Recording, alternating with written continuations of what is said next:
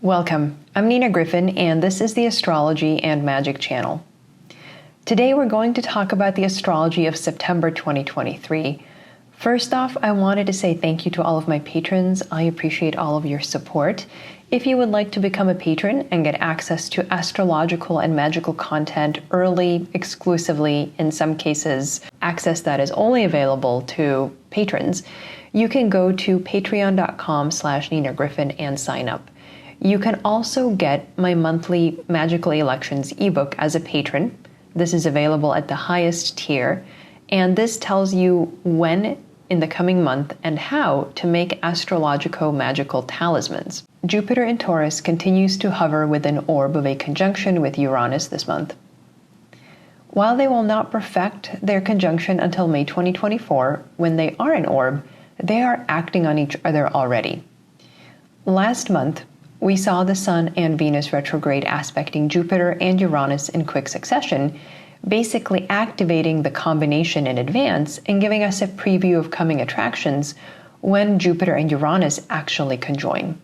Now, Jupiter conjunct Uranus is an aspect of intensity and extreme energy, whether for good or evil, perhaps both. It brings a shock, desirable or not desirable. Sometimes there is seismic activity or dramatic weather. With Taurus involved, we could see it impacting Russia and Ukraine, but really to some extent this aspect will be felt worldwide. There is a very good chance that it's going to impact financial markets and will add volatility, which is something we already saw in August as the Sun and Venus impacted Jupiter and Uranus by aspect. Now, these financial markets impacts are not just in the equities or stock markets, but really we see things like Chinese markets, large real estate markets and economies, where there are difficulties in those large economies, it might hit the news along with Jupiter conjoining Uranus. So these financial gyrations might intensify and culminate next spring when the Jupiter-Uranus conjunction actually perfects. In terms of weather, in August, the Mars-Neptune opposition on August 22nd created a hurricane in the Pacific in Baja California, moving upward to the United States, Southern California, which got a very rare August storm, as well as an earthquake during the storm. As I predicted last month, the Mars-Neptune combination creates excessive moisture, storms, and squalls, especially when it's in the Virgo-Pisces polarity, which seem to be sensitive signs for Los Angeles and Southern California. The other fascinating element about this hurricane/tropical storm is that the only previous time Southern California was hit with something of this magnitude was 84 years ago in September 1939, which is precisely one Uranus cycle. And at that time, Uranus was at 21 Taurus. Today, Uranus is at 23 Taurus. Let's talk about week 1 of September. September 3rd, Venus will turn direct at 12 degrees Leo. When a planet stations direct, it's like an ill person rising from their bed on their way to recovery, according to medieval astrologers. Venus turning direct empowers Venus, giving her the opportunity to express her energy powerfully and completely. Venusian efforts, such as cooperation, love, pleasure, art, all of these things go more smoothly now, more predictably. Her direct station really would have started September 1st, about 2 days prior to her actual change of direction from retrograde to direct. September 4th, Mercury retrograde at 15 Virgo will trine Jupiter. This is a strong aspect even though it's just a trine, partly because Mercury is moving slowly, but mainly because Jupiter is turning retrograde the same day, and his station can be felt 5 days prior to his changing direction. This combination can indicate financial transactions or negotiations that require a second pass or another try, thanks to Mercury retrograde. On a spiritual level, this can be an opportunity to revisit one's own knowledge and determine whether it aligns with deeper truths and values symbolized by Jupiter. September 6th, the Sun will conjoin Mercury retrograde at 13 Virgo. This is a moment of truth and maximum vulnerability for Mercury, who is being purified in the solar furnace. When Mercury is retrograde and conjoins the Sun, it's called an inferior conjunction, and it's the midpoint of the synodic Sun-Mercury cycle, which begins with the superior conjunction when Mercury is direct. Often, the conjunction will symbolize secret or hidden discussions that will be revealed once Mercury has his morning rise in about a week's time. The conjunction signifies a process hidden from view that, paradoxically, is concerned with revealing a truth in this protected space. This is why I often use the metaphor of the solar furnace when planets conjoin the Sun. A furnace is a closed, hidden place where the alchemical process of purification and revelation of the true nature of things can safely take place. The issues being revealed are mercurial. They can concern negotiations, contracts, and matters of finance, as well as inventions.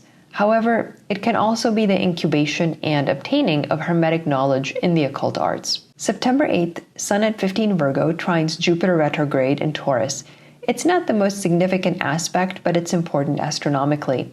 Jupiter and Saturn turn retrograde when the Sun trines them, and then they turn direct at the following trine from the Sun. So when the Sun in Capricorn will trine Jupiter in Taurus, Jupiter will turn direct around that time. The second week of September, we've got September 13th, Mercury's morning rise at 8 Virgo. This is a so-called phasis or an appearance in Greek. I would suggest that Mercury is in a moment of deep transformation. In the hermetic arts of astrology, magic, divination, and alchemy, we can now experience a breakthrough, a realization, or obtaining profound knowledge. In the mundane world, secret deals might come to the fore now. News of negotiations and deals comes to public awareness as Mercury leaves the Sun's beams. Interestingly, in the US, the United Auto Workers Union contract expires September 14th, so perhaps a deal will have been reached around this time, averting a major strike. September 14th is also a new moon at 21 Virgo. This is a profoundly meaningful new moon. Mercury rules this new moon, meaning that issues of business, contracts, negotiations, but also studies, knowledge, and communication, as well as medicine, come to the fore. Mercury himself is placed in Virgo, his domicile and exaltation, so he is very powerful in this chart. He is also stationing direct, a moment of great empowerment of getting back on track for a planet and its energies. The very next day, September 15th, Mercury turns direct at 8 Virgo, so this new moon really allows a powerful change of direction in mercurial matters that we can take advantage of. If something mercurial has not been going in the right direction, we can now change it. Note that in this new moon chart, Saturn opposes Mercury and Jupiter trines it. So we can see there are multiple major factors in play that may be out of our control. So we simply have to do our best with the knowledge that we have, but know that the outcome is ultimately out of our hands. September 16th, Venus at 15 Leo will square Jupiter retrograde in Taurus. This aspect is paired with Venus squaring Uranus on September 29th, about 2 weeks later. Similar to the aspects we saw in August, Venus is now direct and once again activating the Jupiter-Uranus conjunction by aspecting each of the conjoining planets. This is called a translation of light, when a faster planet A, in this case Venus, aspects slower planets B and C in close succession, where Venus symbolically picks up the energy or light, in this case of Jupiter, and hands it over to Uranus, creating a connection between Jupiter and Uranus. So the delineation of Jupiter conjunct Uranus described in the intro to this video and the August video as well would apply. This is generally a volatile and shocking combination. Week 3 in September will be very quiet astrologically, so we'll jump into week 4. September 25th, Mercury at 14 Virgo will trine Jupiter retrograde in Taurus. This is a mirror image of the September 4th trine when Mercury was retrograde and Jupiter direct. Now the shoe is on the other foot. At this time, September 25th, our knowledge and technique, or techne, as it's called in Greek, is strong, but the spiritual and higher truths, symbolized by Jupiter, are harder to access. So look back at September 4th and see how these two trine aspects bookend the process that you or something important in your life underwent in September. In a more mundane setting, this can indicate financial reversals where the deal is ready to be made, people are poised to sign the contract, but the money can suddenly be hard to access, as symbolized by Jupiter. September 29th, Venus at 22 Leo will square Uranus in Taurus. This is the completion of the translation of light between Jupiter and Uranus that Venus started September 16th. Now, according to the doctrine of translation of light, the effects of it are felt after the second planet is activated and the handoff, as it were, has been completed. So the 29th or thereabouts is the date we would see Jupiter and Uranus's conjunction really start to manifest. In addition to the delineation mentioned in the start of the video, the combination of Jupiter and Uranus tends to bring high winds, lower temperatures, and also changes in the electromagnetic atmosphere, like magnetic storms. Sometimes we get very unusual aurora borealis, but also seismic phenomena.